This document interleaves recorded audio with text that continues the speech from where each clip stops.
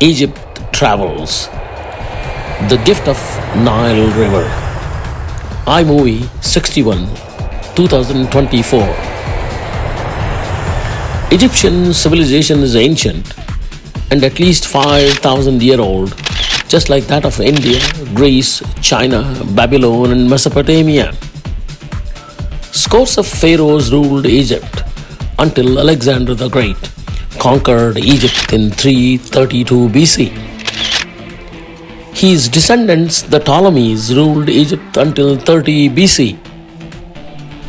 The seventh Cleopatra, the most famous of all the Cleopatras, first tried to join the Roman generals, Julius Caesar and Mark Antony, to preserve the Egyptian power.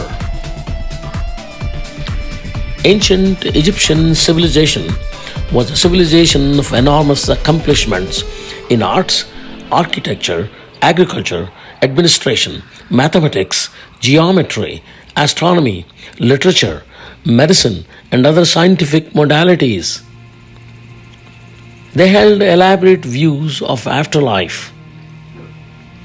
The ancient Egyptians did not believe in reincarnation. Instead, they strongly believed that the soul is immortal and will live forever for afterlife journey. Ancient Egyptians were the first in the art of mummification. The ancient Egyptians believed that the life continued after death. They had a complete concept of 355 days in a calendar year. At least 70 days were spent to mummify a body of a pharaoh. The tomb was considered to be the home, but not complete without the Book of the Dead. The capital city of Egypt, Cairo, is the most populous city in Africa and overflows with at least 22 million residents. 8th century-old Khan el-Khalili Bazaar was teeming with humans and activities. The city is overflowing with beautiful mosques and Coptic churches. River Nile is the giant lung of the city. Museum of Antiquity, downtown Cairo. We saw several thousand-year-old treasures of child pharaoh Tutankhamun in the Museum of Antiquity. 11 mummies, 5,000-year-old, were displaced in that museum. The last mummy was that of great Pharaoh Ramses II, and another mummy was that of his beloved Queen Nefertari. We stood bewildered to see the original hair on the scalp, tooth fillings, and the luster on the nails on many of these mummies.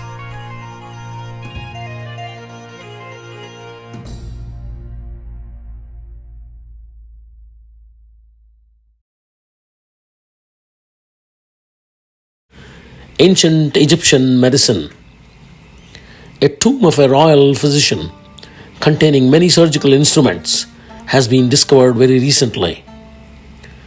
Medicine, religion, and magic all formed an integral part of healing in ancient Egypt. There were specialists such as snakebite and eye specialists, gastroenterologists, proctologists, and dentists. Eye doctors of Egypt were famous. Magicians were considered on par with doctors and healing priests. Healers and embalmers had some understanding of anatomy.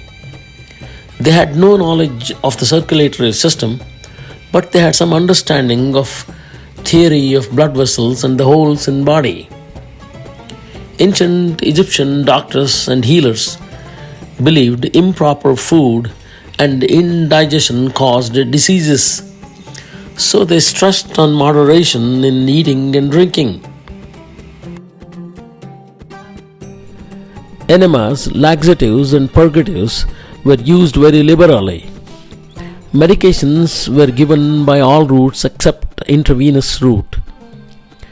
Parasitic infestations like schistosomiasis, tape and guinea worm infestations, hydatid disease, and pneumoconiosis, eye and dental diseases were very common. Cancer and tuberculosis and gallstone diseases were also prevalent during those ancient times. Physicians performed only minor surgical procedures. Wound care was known to them.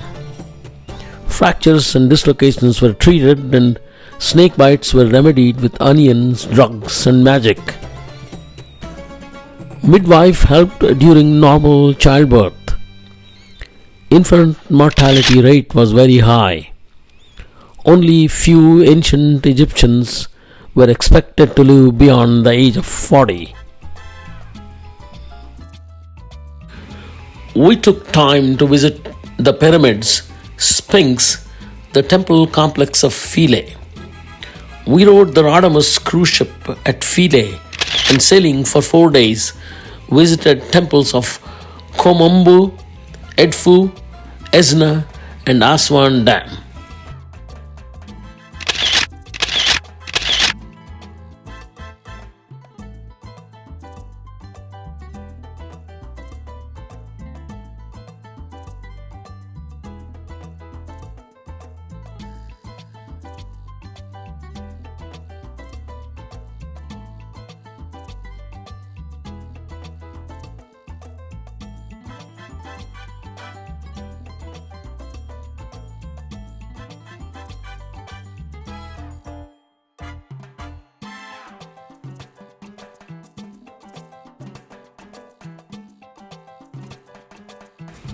Abu Simbel.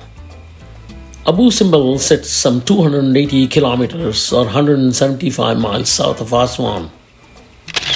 It was built by the prodigious builder, the great Egyptian pharaoh of all times, Ramses II. There are two temples in Abu Simbel. The greater temple is that of great pharaoh himself, Ramses II. The smaller temple belongs to his favorite queen, Nefertari. Great international effort was carried out in the 1960s at a cost of US $40 million to rebuild the entire temple complex at a much higher ground to save the temple from submerging. The temple complex was built piece by piece, one piece at a time, at a 60 feet higher elevation. It was a remarkable feat of engineering, my God. Luxor, Karnak, and Thebes. We visited the western Thebes, the necropolis. Thebes was the capital of Egyptian empire 3,500 years ago. Karnak temple of god Amun is one of the greatest such ancient temple complex on earth. The monumental central court is the great hypostyle hall consisting of 134 giant columns arranged in 16 rows. The light and sound show at Karnak temple was spectacular. The story was all about the glory of great pharaohs of Egypt and Egyptian pharaonic age. In ancient times, both these temples were interconnected by the beautiful avenue of the Sphinx.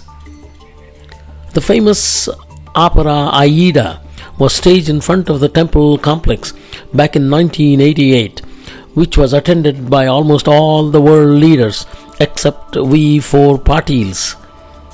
The impressive temple of Luxor is remarkably preserved. Valley of Kings and Queens. 70 of the royal tombs have been uncovered so far in the Valley of the Dead. The most famous tomb is that of King Child Tutankhamun and tomb of Queen Nefertari.